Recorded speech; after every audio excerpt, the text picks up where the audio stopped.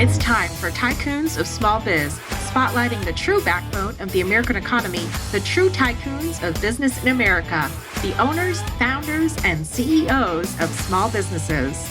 The show's hosts, Austin Peterson and Landon Nance, are registered representatives of Lincoln Financial Advisors Corporation, a broker-dealer, member SIPC, and registered investment advisor. The views expressed by your hosts, Austin and Landon, are not necessarily the views of Lincoln Financial Advisors. Backbone Planning Partners is a marketing name for registered representatives of Lincoln Financial Advisors. Now let's lean in as Austin and Landon connect with this week's Tycoons. Good afternoon, Tycoons, and welcome to today's episode of Tycoons of Small Biz. I'm your host here, as always, Austin Peterson, coming to you live from our studio here in Tempe, Arizona, the Business RadioX studios. I'm joined by my co-host today, Ryan Weissmuller of Intrepid Solutions, and then we also have Jason Richardson, founder of Birdie. So we're going to get to that in just a second. If this is the first time that you're listening to our program and you're wondering what it is that we do here at Tycoons of Small Biz, we are today recording our 103rd episode of this fledgling podcast, and we're very proud of that. And it's a podcast that's put together by small business owners for small business owners. We believe that the small business owner in our country is truly the backbone of the American economy, and we wanted to give them a platform and an opportunity to share their story, share experiences, share advice with other business owners who obviously can benefit from that advice. So with that being said today, like I mentioned, I've got Jason Richardson, founder of Birdie, on the show with us today. Jason, welcome to the program. Thanks so much for having me, guys. Appreciate it. Yeah, we're excited to learn about this. So I have to start by saying I think Birdie is an awesome name.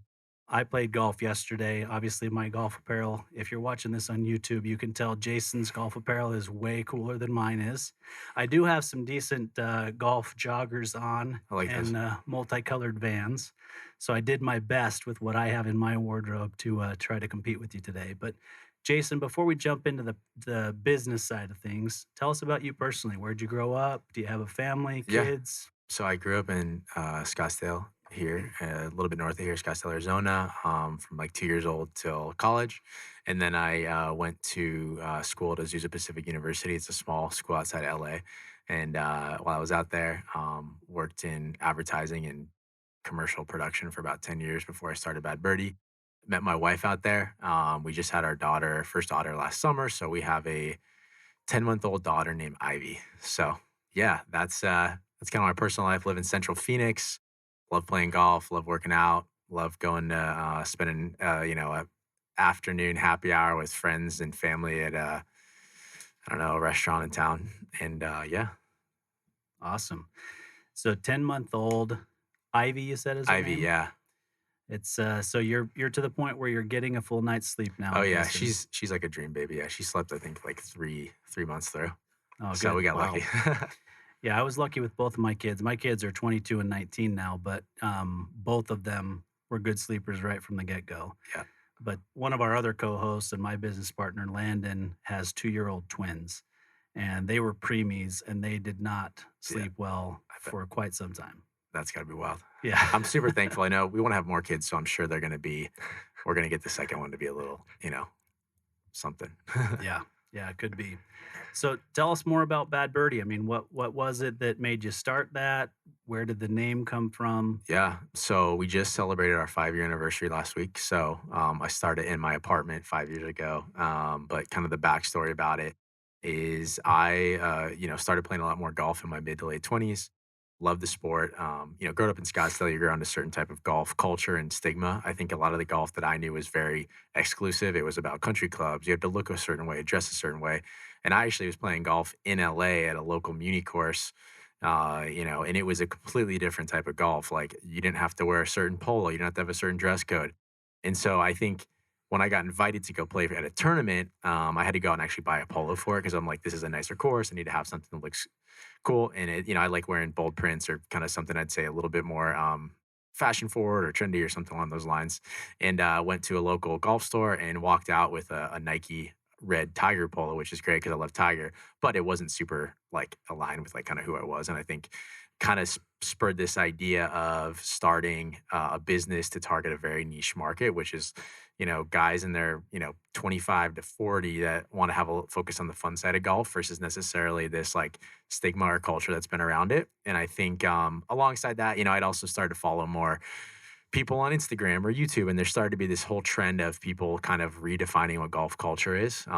There's still something the tradition of golf is great. There's all these things like country clubs are great, right? But there's like a new younger generation that was kind of like reshaping it and rethinking about it. So ultimately, had that idea around Thanksgiving, and was kind of had it in my drive back from Thanksgiving here to LA, 6 hours in the car, and I was just thinking, man, there's got to be someone that's already doing this, right? Making a fun golf polo, and went Google online and no one was doing it, and I was kind of shocked. So over the next 5 months, figured out how to make golf polos. Had no apparel background, really came kind of like a hustler mentality where I was in LA. So first place I went is like the Garment District downtown. And, I was walking into doors being like, hey, do you guys sell, can I make a polo with you? And they're like, no, we're not a factory. Like we just sell fabrics and we're not really actually like a B2B store. So ended up lots of visiting, showing up to random factories, trying to figure it out. And ultimately after a couple months, found a way to make 100 polos.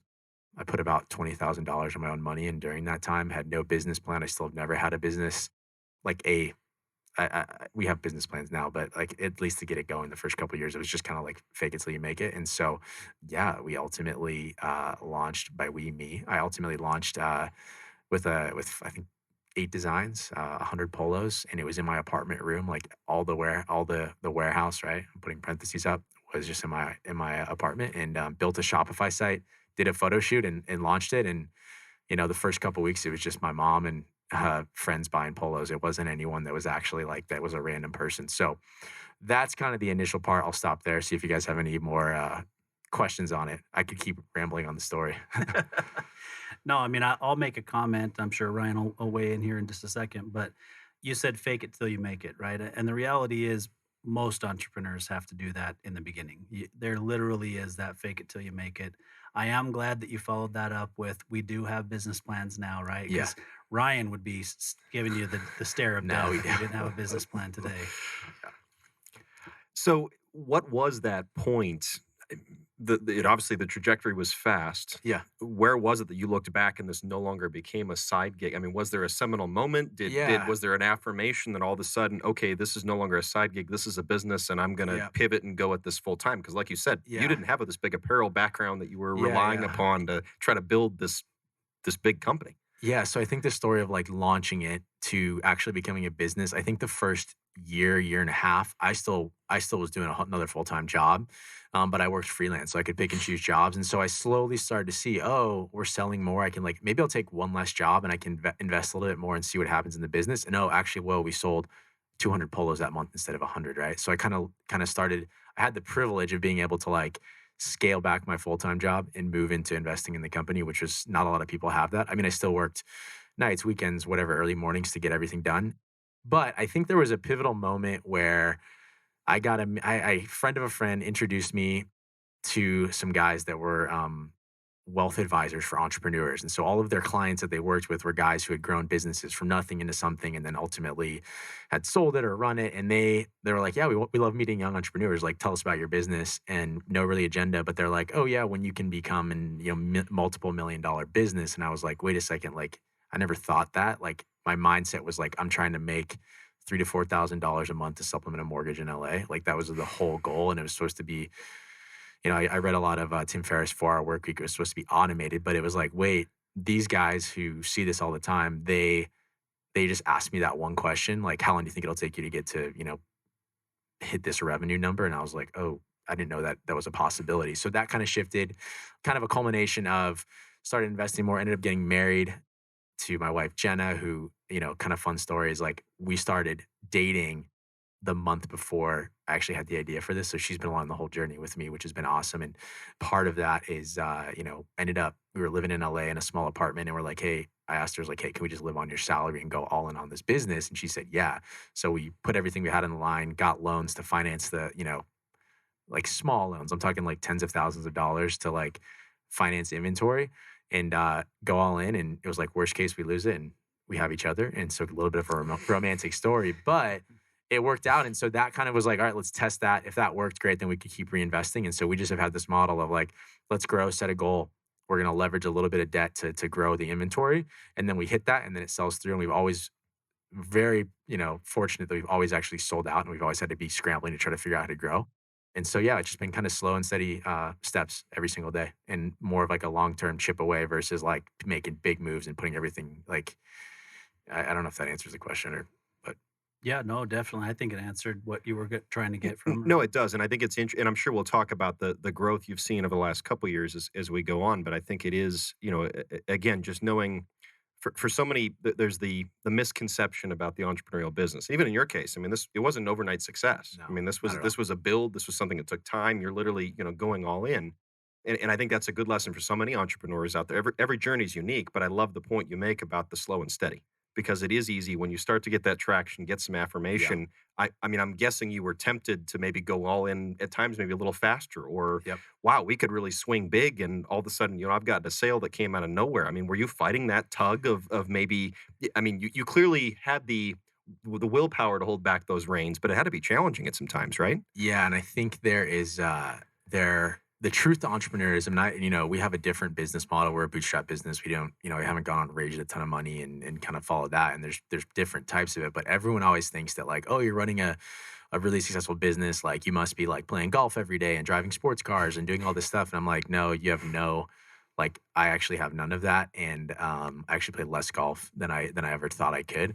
And so a lot of times when you do have success, people are just seeing the tail end and they don't see all of the, hours and blood, sweat, and tears that go into it. And I think yeah, I think most entrepreneurs have that story, right? Like no one set out to build huge necessarily like no one set out. No one's. I'm not doing this to like drive fancy sports cars and play a lot of golf. I love being an entrepreneur and I love business and I think what we have a chance to do in the golf space. And I think just making slow little, moves every single day over 5 years. That's how we got to where we were versus like, I don't know. I so many times where I was like, let's go like try to raise millions of dollars and blow this thing out of the water. But I'm like, why? Like, why don't we just keep slow and steady, stay the course a little bit? Yeah, I think it's unique. I don't know how old you are, Jason, but a lot of 34. okay. So on the higher end, I guess maybe of the millennial type of generation, right? But new founders today, specifically over the last decade, are always looking for that. Can I raise money yet? Right? And they Yep. want to blow it up quickly. And I think that it's a lost art to build a business slow and steady and build it the way that most businesses in this country were built to begin with. So I first of all, I take my hat off to you for Thank you. realizing that and recognizing that that's an okay way to build a business and actually a really great way. The other comment that I would make is from the outside looking in, there's so many people in every aspect, right? Whether it's the music industry, actors, comedians, whatever, where everybody from the outside says, oh, they were an overnight success, right? But they don't know the hours and years and all of that went into them Yep. getting to where they are today. And that's the same thing with business owners is people don't realize how much blood, sweat, and tears go into building a business. Literally blood, sweat, and tears. Your wife. So I have to circle back to Jenna, right? You Yeah. mentioned she was there from the beginning. I want to know what her background is and how she grew up to give her that ability to be that supportive from the get-go, Yeah. right? And I'll lay the groundwork for you a little bit before you go into that. My wife has been with me from the beginning of my business, and we're a little over 20 years now. And we've been married for, oh, shoot, 24 years. Okay. 24 years this August, it'll be 24 years. But she grew up in a family where her dad had a 9 to 5 job, very steady job, worked for a large organization, retired with a pension. He's literally been retired longer than he worked for the organization, right? Because he just turned 93 this year. And so my wife's viewpoint and understanding of things was very different than mine. My dad was an entrepreneur. We never had a whole lot of money. Her life was very, very steady. So I want to know about Jenna's life and, Yeah. and kind of what that's been like to get Yeah. here. So you mentioned family. So Jenna's family, grew up with a dad who worked at the same company for a long time, retired with a pension, very hard worker, but very stayed the course long term. Grew up in the Midwest. My parents grew up in the Midwest, but moved out here. My dad was actually an entrepreneur, had a business out here in Arizona in foreign packaging. I won't go too much into that. But yeah, so Jenna, she was a therapist. She's a marriage and family therapist, very much on the emotional, like emotional intelligence side. Like I'm very analytical. She's like the complete opposite. So I think when we work together, she's great. And yeah, I think she's always just believed in me. And I think she's the one that challenges me to be like, hey, like, even there's a conversation beginning this year. I was like, man, dude, like, this is a big risk if we want to do this. She's like, well, why not? Like, we got to go for it. And so I think she's always been, Jenna's also someone too, like, she doesn't care what the success comes from it. She doesn't care about the money that may come from it. She just is like, hey, are you pursuing your dreams? And end of the day, like, as long as we have each other and you're like living a happy, healthy life, like, that's all that we need. And I think she's very, she's the one that would keep me in tune. Like, I think a lot of people, when you have a growing business, there's certain things that you can do to make you feel like, oh, I bought this fancy thing, or am a part of this exclusive club. I think she's always been the one to challenge me to be like, what does that actually really even give you? Like, I think we're going to find value in life. And for us, it's in our faith, it's in our family and our friends. So she's kind of been my grounder for that. Yeah, she's been that balancing Yeah, factor she that balances me out. Yeah. yeah, that all entrepreneurs need, right? Yeah. So you've experienced some rapid growth the last couple years. You've also got Yeah. a 10-month-old daughter. Yeah. How has that balance worked for you in navigating and being able to hold on? You're not getting sleep. You're obviously a very involved father, Yeah. and you're trying to hold on to the reins on a business that's really taking off. Yeah. So I think, with raising our daughter, it's a whole new thing that I'm learning how to do and get better at. I think when I got married to Jenna, there was a point where I had to recalibrate as a husband. It was a different thing to be a fiance, or a different thing to be a boyfriend, right? Like when you're running a business, like you still kind of have like some freedom that like of your time in a different way. But when you're married, you're like, okay, we're gonna do life together. It probably took me like 3 to 4 months to kind of recalibrate and learn how to be a husband and an entrepreneur and run a business. I'm going through the same thing now with Ivy. I think in the last, the first couple of months, you're just kind of running all around with your head off. I think I've been able to calibrate a little bit more around like, okay, how do I prioritize time with family? And I think it's like, I just have to give myself grace to be like, okay, I'm figuring it out. And then I think Jen is a huge support. She is with Ivy every day during the day and helping raise her, and hopefully more of our family as we have more if we can. So yeah. So tell us what the business looks like today. I mean, you can share revenue numbers if you Yeah. want. You don't have to, but how many employees are there? What are you doing from a sourcing and a warehousing standpoint? Yeah. So I think I can, employees, we are 17 people right now. I think a year ago at this time we had about 5 or 6. I think we signed our first lease for an office like May 20th of last year. So we're coming up on that. We're almost already outgrowing it, which is exciting. So we've been very slow to hire and like make sure we're running a cash flow positive business to hire those people. I've always been like take on more till you're kind of bursting at the seams and then hire. In terms of revenue, last year was our first year we broke into 8 figures in revenue. And then, we're trying to grow at, 70 to 80% growth year over year, at least for this year. And so we're on track to do that, which is awesome. And yeah, our business is, we're between, I would say, average 70% e-commerce business. So we're on that D2C model where we are, driving, it's the whole e-commerce sales funnel where we're driving revenue through ads and different things like connected TV and podcasts and whatever else, direct mail. And then we kind of have this whole funnel where we get people in. And, to me, I'm very much like we have to create a great product and also a great brand and then have a great customer experience through that. We also sell about 30% of our businesses into wholesale. We have over 1,000 accounts nationwide that are selling into pro shops, that are small accounts ordering anywhere from, $3 to $100,000 a year. But like a lot of the small shops are ordering polos and then they have, members coming in and buying them. And then we also sell to a lot of the main retailers. We sell to Nordstrom, PJ Superstore, Shields, Dick's Sporting Goods, Golf Town in Canada, a couple Dillards, Von Mauer. So yeah, we're just at the beginning of all this. Like we're learning up and growing up as a team. I think, 2 years ago we had maybe 50 accounts and now we have over 1,000. And I think it's a really cool thing to be a part of and see. But, we love our retail partners and they give us a different credibility. They show us that, we get a different type of shopper. So that's it from revenue, sales breakdown. All of our manufacturing is done overseas.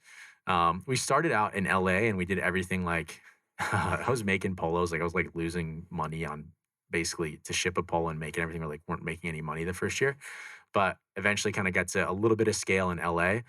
But ultimately, there's actually better facilities in sewing and manufacturing overseas. So currently, we have a great partner in South Korea that does all of our tops, and then we're also out of China for headwear and other accessories. But we're going to probably be expanding into South America and different areas as the business continues to grow. We do all of our fulfillment with a third party logistics company out of Los Angeles. For the first 3 years, we did everything in house, but as we grew, the order volume, has gone up. There's a lot of technology to sustain that. So we found a great partner out there we do that with. And then, I'm trying to think anything else I can answer anything.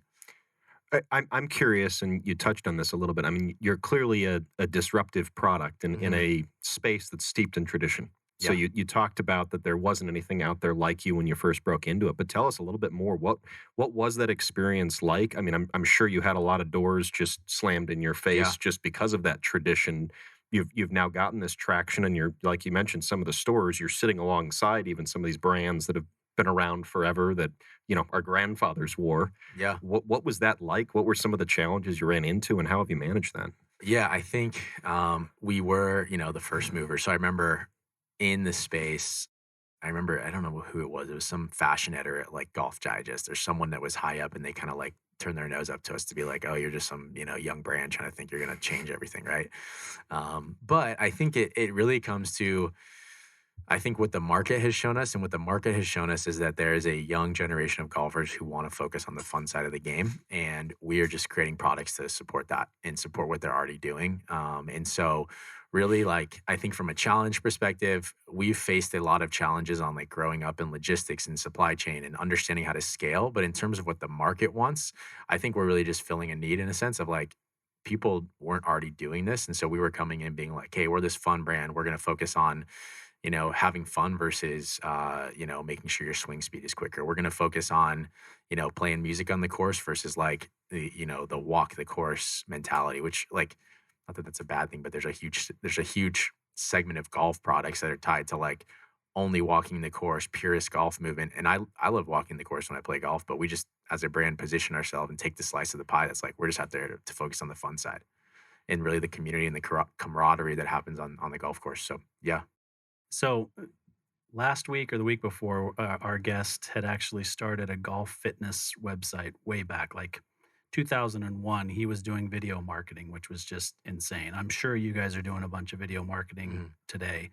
But one of the things that really helped him grow his business, which was kind of lucky for him, was that Tiger Woods burst onto the scene. 1997, I think he won his first Masters, and he was really the first golfer that was physically fit, Yeah. right? Like it wasn't that everybody was overweight as a golfer, but he was the first one that was, you could see six pack abs through his polo, and he had the big, forearms and big biceps, that Yeah. sort of thing. And so that kind of helped his brand, right? So with you, I think, okay, there are some young golfers on the scene. I think of Ricky Fowler, right? Yep. He's known for wearing loud colors and being different than everybody else. So would you say that that helps? I mean, the younger golfers that are on scene today that really are golfing today because of Tiger Woods, right? Yep.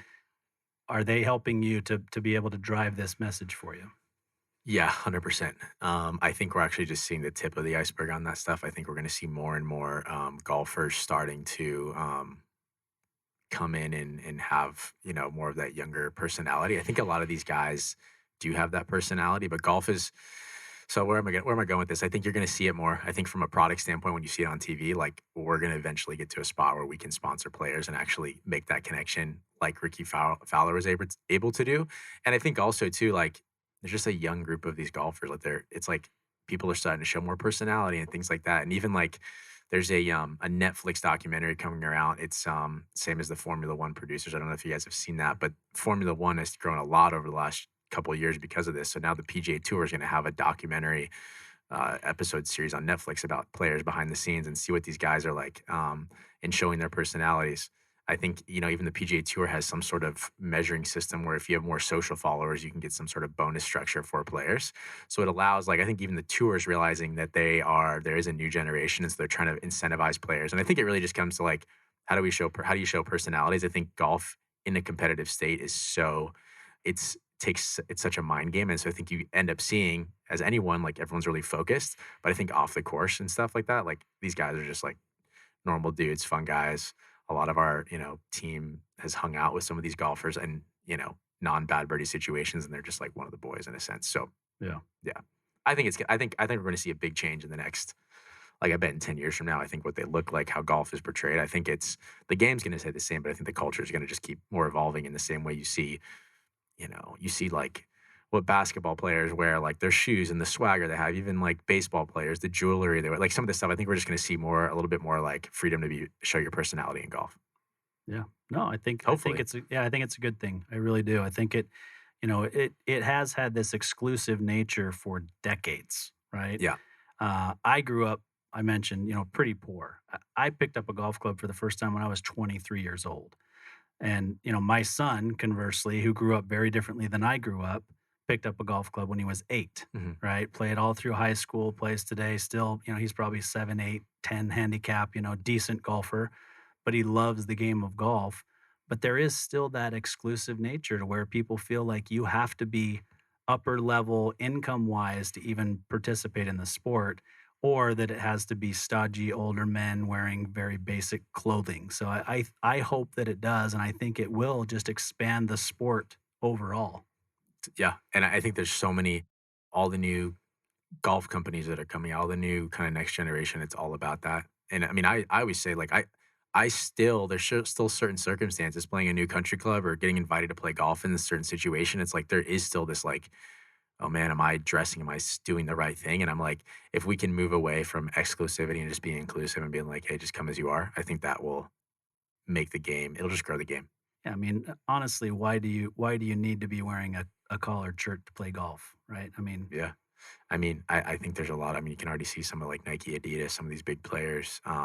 They're kind of toying with like different things there, right? And it's like, how do we respect the game, right? But how do we never want to disrespect it, but how do we make it more fun? And how do we just like let people be themselves? And sometimes you want to wear a collared shirt, sometimes you don't, tuck it in, tuck it out. Maybe, yeah.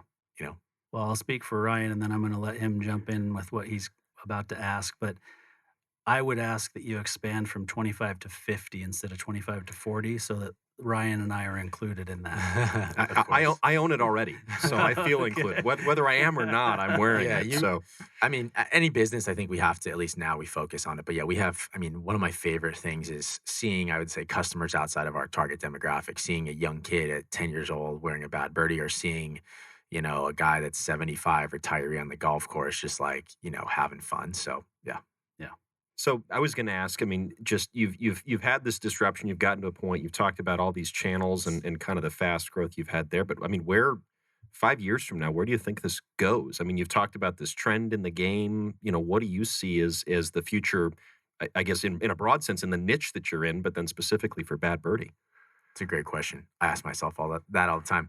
I think simply put, I look at it from, like how do we expand our product, and how do we expand the stories that we're telling about our product in golf in general? And so I think from a product level, I mean, right now we are, a polo, primarily known for our polos, right? So as we evolve, how do we become known for more than just our polos? How do we expand into being more than just a bold print golf polo, brand? Like we have hats. How do we grow our hat business? How do we grow different types of tops, right? Like different types of bottoms. How do we expand and start making and drawing lines to like, okay, well, what's the bad birdie guy wearing before he goes to the course? What's he wearing after the course? What's he wearing to work during the day? If maybe wearing a bad birdie is maybe a little bit too bold, and starting to ask those questions. Then we all have to ask like, what other markets in golf are growing? Is women's growing? Is kids growing? Like, how can we start making more connections and making the game more fun and inclusive? And it's we have to stay focused, right? Like we've only been able to grow the business off of polos right now, but I think that allows us to be able to test more channels. So, one of my favorite things is working with our product team to think about and dream like what kind of new things can we be,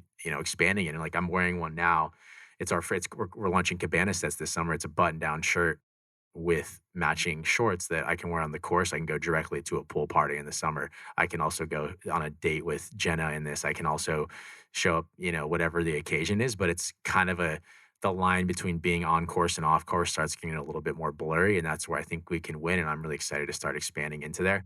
I also think too, outside of product, like we have endless opportunities to be creative as a brand and just start thinking about, look at brands like Patagonia, Yeti, Red Bull, Media House. Like these brands just like go above and beyond and create cool experiences, content, things to entertain people. And I think if we can do that, I'm just super excited, whether it's digitally or in person.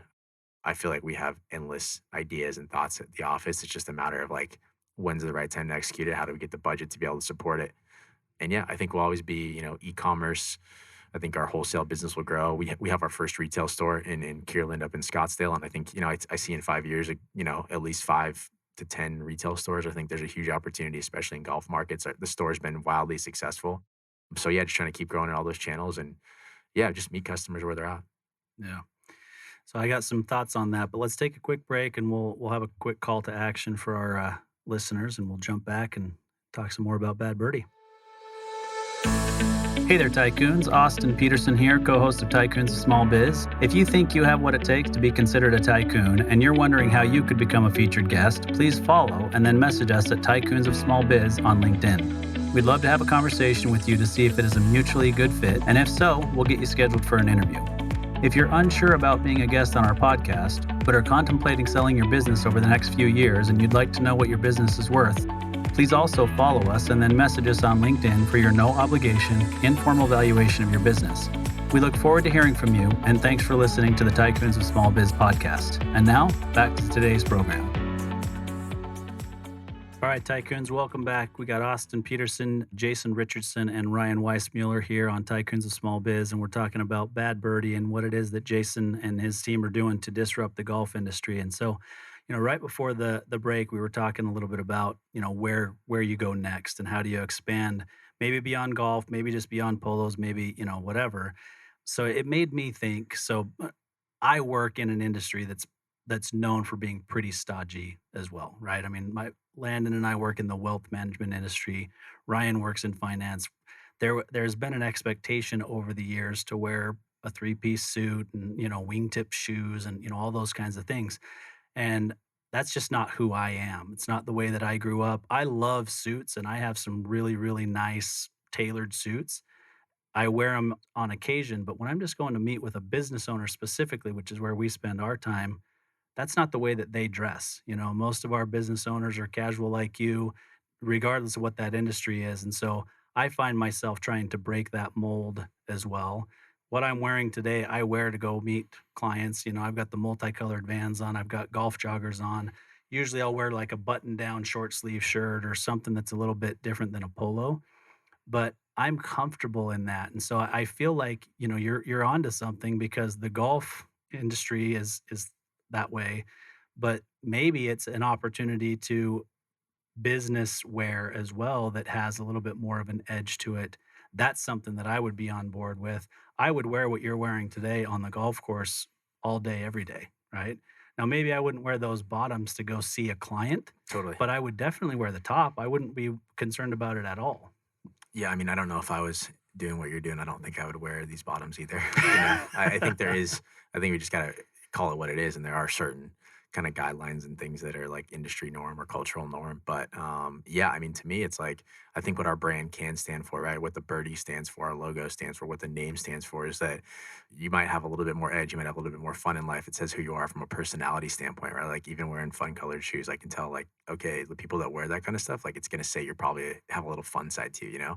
And so yeah, that's where we see a huge opportunity. That's what our customers are also asking for. Like, hey, how do we create, a solid color polo? We're launching solid color polos in 2 weeks because so many customers have asked. We're testing it and we're seeing, hey, is this something that can work, right? That's why we have these cabana sets. People ask. So I think the nice thing about it is we really kind of ask on our customers and lean on them too, to be like, hey, what do you guys want? What are the things that, you want to wear on the course, off the course? And I think we are fortunate enough to have a really good community and hopefully build a brand off that and continue to expand. And it's kind of like, we're getting permission from our customers, and so yeah, I'm excited too. I think there's a huge opportunity. Yeah. It's a smart way to do it from a retail standpoint. Ask your customers what they want and then provide it to them. You've already got some brand loyalty. Why not just expand on that? So, Jason, I'm curious in switching gears a little bit, but still on the same vein. You were talking about the trends, and even an economist, I heard him say that COVID actually and that disruption just accelerated a lot of underlying trends that were coming, right? And the world was getting more casual. It was slow, but then all of a sudden, with people working from home and the hybrid office environment, I think today you are seeing, like you were just talking about, people are more comfortable expressing themselves a little bit differently, wearing sneakers to you don't see the three-piece suit and wingtips in places you used to see it. Yeah. But the other side of that, and what I'm curious of your experience, just talk about your experience the last couple years through all this amazing disruption we've seen from COVID to supply chain to inflation. Yeah. And that's really where your business really got its footing over the last couple Yeah. years and really took that next big step. What was that like? Just how did you manage that amazing growth in the midst of all these headwinds that really are crushing a lot of businesses out there, certainly are a struggle for the consumer in spots. What's that been like, and what have you learned from that experience? Yeah, I think, speaking to COVID, 2 years ago, whenever that was, 2 years ago in March, our sales dropped like 90% the first week, right? I was like, all right, this is it. Jen and I prepared, like, we're going to go out of business or we're going to have to figure something out. And then we just got really fortunate, right? I think, certain people in business did not benefit from COVID. And we're in a very privileged spot to be like, our business blew up during COVID and the whole golf industry blew up during COVID, just given the fact that social distancing being outside, like it's like the perfect blend. No one could have planned it. And so I think there's that. I think COVID shook up the world from like why are we doing what we're doing? Asking that question about, what are you wearing to work? Things like that. And so I think that yeah, we have a ton of people that are able to like they wear our shirts to work because their work's like, hey, you know what? You can be yourself more so in work. And I think it's just kind of this recalibration of like COVID kind of shook out maybe some old policies or things. And I think on the other side of it, in a positive light, it's like, hey, just be more of who you are, right? It's like be more of who you are. Remember where you are though. Like if you're at work, like there are certain things that you need to kind of be respectful of. And so I think there is that like, even telling our own team, it's like, hey, we're at work, but like remember where you are. And so there are certain, we're not throwing everything to the wind, but I think what's cool is that more people have personality and they can express themselves. How did you talk about the flip side of it for a minute? I mean, you've had to face some supply chain disruption, or at Oh least the yeah. fear of it. I mean, what were some of the challenges you navigated, and what did you learn from that Yeah, experience? so yeah, you asked that as supply chain. So supply chain it has been, we spent hundreds of thousands of dollars last year paying to air freight polos to have in stock on time. So that was a strategic decision to say, hey, you know what? We're going to invest more money and we're going to make less margin, but we're going to have it in market when a lot of companies chose the opposite and said, hey, we're going to like try to save more money, but they actually missed the market opportunity. So we grew a lot by like investing in that. Now it's a big pill to swallow when you're like, hey, are we going to air freight polos in for, Black Friday? Well, we had our biggest, Black Friday ever. So it's one of those things. So from a strictly supply chain, to make our polos like post COVID, pre COVID, we could make polos for in about 90 days. Post COVID, it went up to 120 days. Why? Because fabric suppliers, labor, it's just a huge shortage, right? So we added 30 days there. We used to be able to say X factory date polos are dropped off at our port in South Korea to the port of LA, 30 days, 90% of the time, right? Now we have had to build a whole matrix that's like a risk management matrix about like what's our average, right? I think it's like 65 days now. So we've added doubled it, and there's been ones that have even gone longer. There's been, the ports and this logistics backup's a huge thing. And then yeah, so we we went into last year being like, all right, we're gonna like add 2 months to our supply chain. And then or even during COVID, sorry, we had to like even add more time. So we're still struggling with that sometimes, like we have stuff still just coming in right on time, and then it puts pressure on our distribution to like really get it out on time. So we're not like free and clear of it. We still are like ordering stuff, trying to order it more ahead of time. But then, cash flow, well, then we're putting cash out and cash is just sitting out on the boat or sitting somewhere so before we get paid. So working through a lot of trying to figure that out. And so we're still, in a spot where I think we're getting closer to a solution. But yeah, it's a whole new kind of set of challenges we've had to figure out. You mentioned, that first week you thought potentially this was it, going out of business. Yeah. Then you make this decision, when still the world's a pretty crazy place, a lot of uncertainty. You double down when a lot of people won't and say, okay, we're going to make this investment. We're going to make sure we have Yeah. inventory. We're going to make sure we have things to sell. Yeah. You've talked about this tortoise and the hare approach that you've taken. What was the thought process though to make that decision to say, okay, we're going to invest, we're going to do this. We don't know what's happening in the world, because every day something was changing differently. Yeah. How did you come to that decision to have confidence in it? Yeah. So I think I always have, I heard this somewhere where someone was like, the business is only going to grow as much as the market tells you. So it's the same thing, right? Your house is only much as the market will pay. So I always think there's like my mind somehow there's like, okay, well, what does the market need this summer, right? If we're going to make that decision to air freight or figure that out, like I'm obviously sitting there looking at metrics being like, okay, COVID hit in March, right? Let's say January through February, what was our year over year growth? Let's say it was 50%. Okay, well, that's off season. I'm going to then put that into like a financial model and be like, okay, let's assume everything is going back. We're seeing early indicator signs. That probably means we're going to go 50 to 50% in our peak season. But I need to see a couple of key indicators, right? Like you can go play golf now in public, right? That the stay-at-home policy is lifted, but golf is okay. Okay, well, we saw a spike over the 2 weeks after that went up. Okay, that's an indicator. So the risk tolerance, it's funny, like we take a lot of risk, but every single one is calculated. Like there's always a financial model, there's always some sort of downside, there's always a plan B, there's always a plan C. It's the same thing in golf, right? Golfers are going out to play the course and they know how they're going to strategically play the hole, and there's always your risk in certain shots. Like we wouldn't be taking a risk like unless we thought it was going to work out. Like we never just like hitting a blind shot as an analogy, because I think people think it is, but like there's so many spreadsheets and data analysis and all that stuff. Yeah.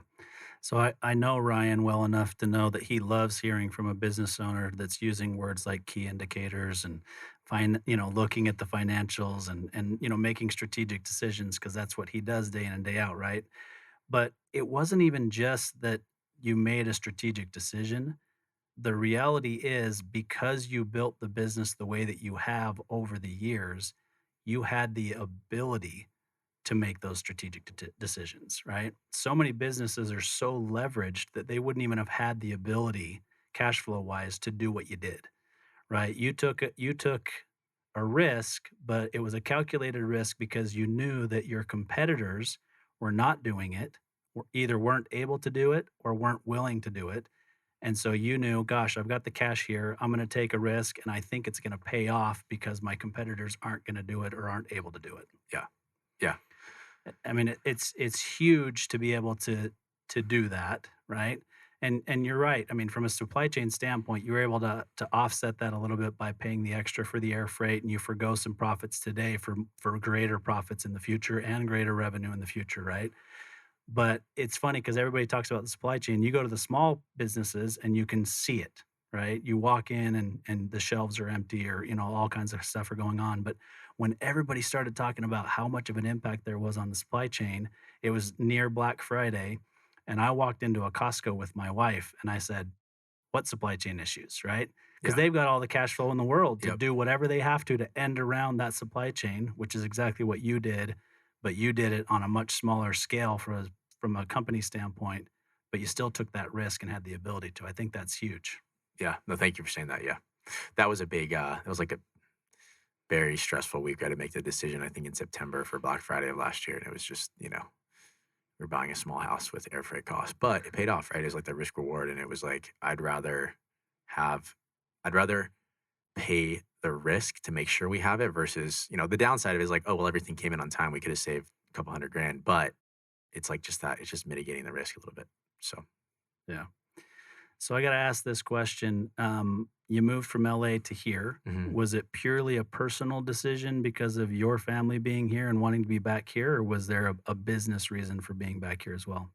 Yeah, I'd actually say it was, to be totally honest, when I left, and I left Phoenix to go to LA, I never had the intention of coming back to Arizona. I think for me, I always wanted to go try something new and explore. I honestly never thought I'd move back here, and there was no desire to move back. It's close by. I could see my family whenever needed. It's a short drive or flight.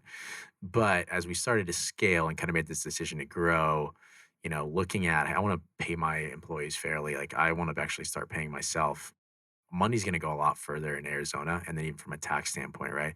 I think our taxes at, income tax in the state is 4.5 for businesses or something on that. And it's like now it's like 10 or 11 in California. So at scale, as we grow, that's a lot of money. So how can I better, leverage the company and like actually not leverage, but how we grow it. And so, yeah, Arizona's been great. I think we live in a completely different area that I ever grew up in. And, the benefit of that is been able to see my parents more, see friends more, things that I kind of, it was a business decision, but now it's reaped more rewards beyond that. Yeah. So I was at a dinner last night and we were talking about exactly this, right? And so I have a guy sitting right next to me who lives in the Bay Area, and he was talking about all of his business owner clients and otherwise that were leaving California. And mainly it's around taxes Yep. and really the way that COVID was handled in the state of California. People were just they're leaving in droves. They're coming here, they're going to Denver, they're going to Salt Lake City, they're going to Dallas and Austin, Texas.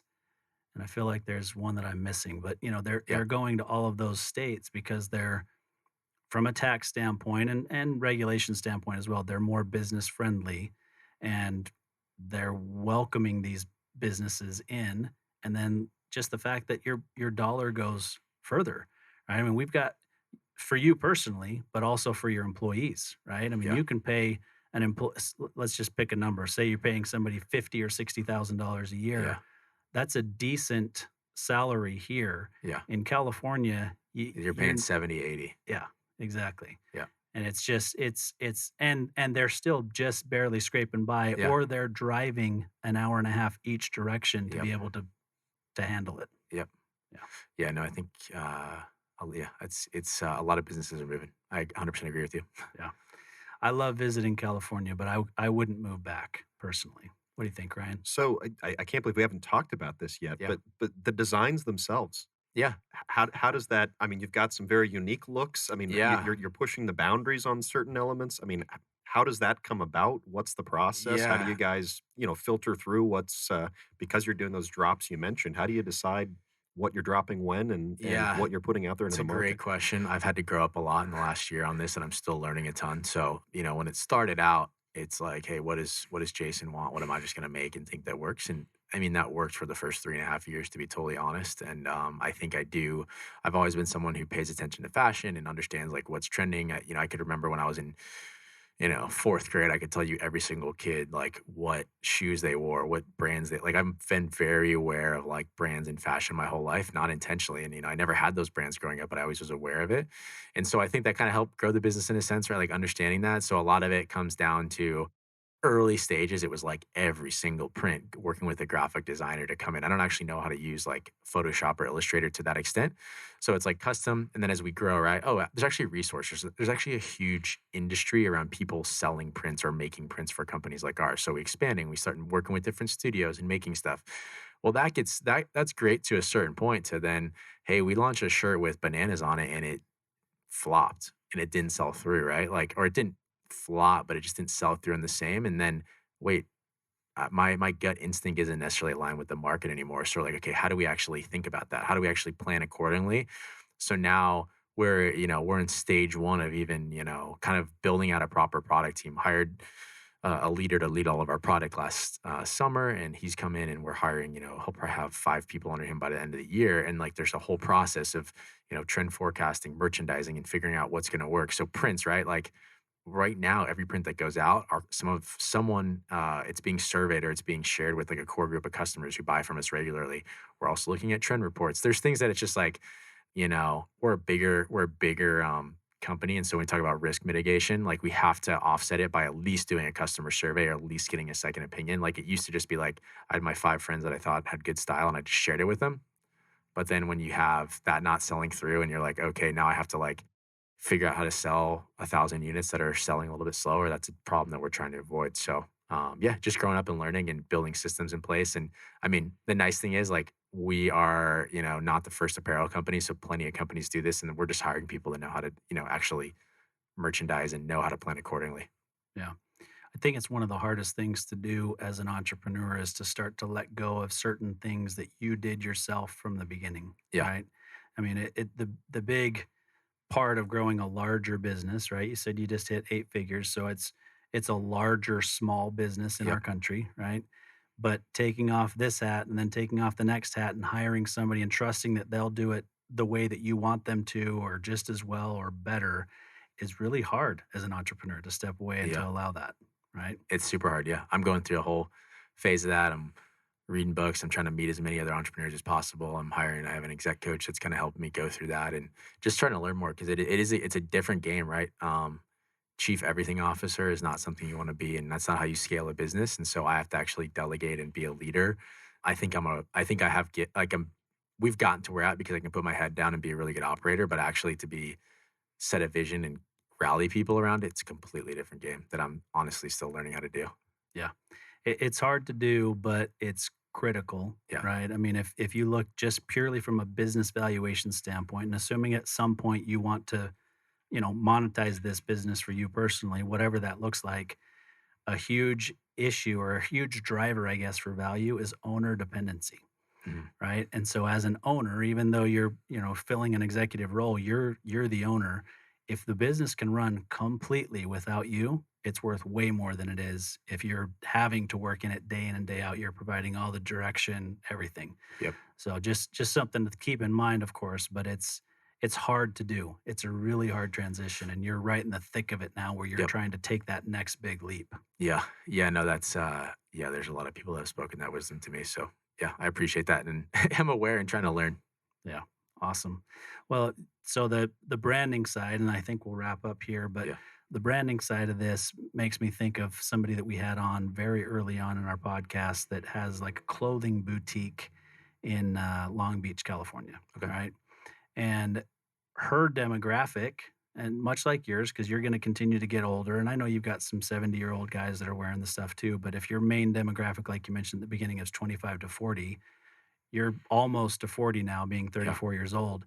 And so her transition has had to be, I no longer speak to that demographic. She's done a bunch building her brand from a video marketing standpoint. Yeah. And now, because she's 40 years old or close to it, somewhere around there, 20-something-year-old girls who are buying fashion don't want to see a video of a 40-year-old woman wearing the clothes that Yeah. they should be buying, right? Yeah. And so have you guys done anything from a marketing standpoint, or do you have plans from a marketing standpoint to feature different aged people wearing them, doing certain things? What does that look like for you guys? Yeah, I mean, I think that's a great question, something I'm very aware of. And I think there's something about, just from a leadership perspective, hiring kind of young guns. I love the idea of people who are, hiring people who are in their late 20s or early 30s who can grow up and still be core to the brand. I think if we start hiring too senior above that, particularly around product and, marketing, I think there can be a disconnect sometimes. So yeah, we have like our team now is like strategically, they have a lot of shelf life left, if I would say that. And even if they grew beyond 40, right? Like there's still things you can do to be aware and understand that. And a lot of companies do that.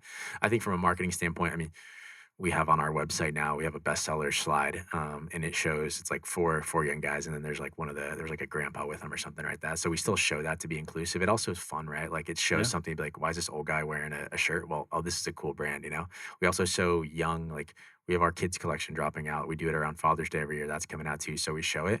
But I think it's really just a matter of like, how are we, how do our visuals, how does the creative, right? The visuals, the design, everything stay relevant to that target demographic. And so whether you're a 70-year-old making and you know how to write copy for a 30-year-old, that's great. And so, yeah, there's kind of double-edged sword to that.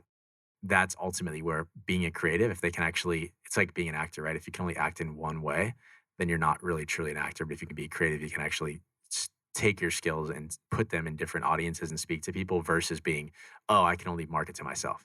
Yeah. So Yeah, it's funny because there are those actors where you feel like they're in a different role on a Yeah. different show, but their persona is exactly the same in all the different shows. 100%. Yeah. Yeah. And that's, I was in production before this. I worked a lot with actors and casting and all that. And it's like, yeah, you can tell when someone's like actually has the ability to like work in and bring a different character to life.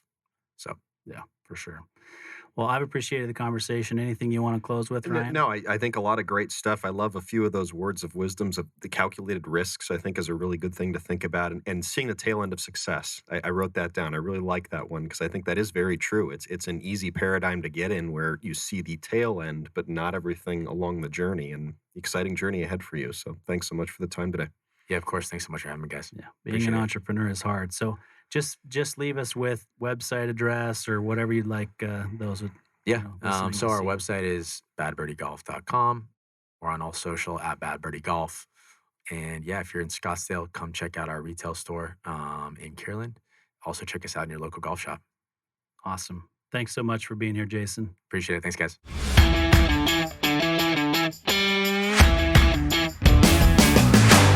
You've been listening to Tycoons of Small Biz, proudly hosted by Austin Peterson and Landon Mance. Austin and Landon are comprehensive financial planning professionals specializing in financial, estate, and succession planning for small business owners. Austin and Landon have offices in Scottsdale, Arizona, and Las Vegas, Nevada, and represent clients in 14 states throughout the country. Join Austin, Landon, and the featured Tycoons live every Tuesday at 1 p.m. right here on Business RadioX and your favorite podcast.